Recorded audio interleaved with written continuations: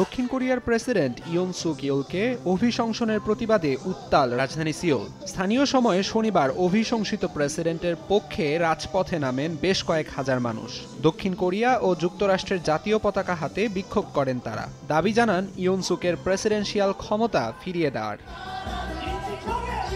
বিক্ষোভে অংশগ্রহণকারীদের কেউ কেউ সামরিক আইন জারির পদক্ষেপের পক্ষেও বক্তব্য দেন। দেশের শৃঙ্খলা ও স্থিতিশীলতার জন্যই ইয়ন সুক এমন সিদ্ধান্ত নেন বলে মনে করেন বিক্ষোভকারীরা। আমরা প্রেসিডেন্ট ইয়নকে তার দায়িত্বে ফিরিয়ে দেওয়ার জন্য এখানে জড়ো হয়েছি। তিনি দেশের শৃঙ্খলা ও স্থিতিশীলতার জন্য যা করেছেন তা ন্যায়সঙ্গত।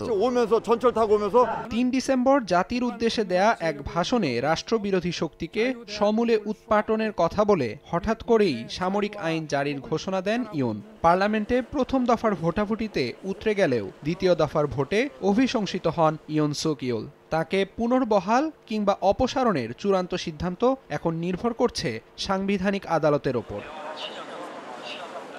এই অভিশংসনকে কেন্দ্র করে সৃষ্ট সংকট কোরিয়ার রাজনীতিতে দীর্ঘস্থায়ী প্রভাব ফেলতে পারে বলে মনে করেন বিশ্লেষকরা। তাদের মতে দেশটির গণতান্ত্রিক ব্যবস্থার জন্য এটি একটি বড় পরীক্ষা।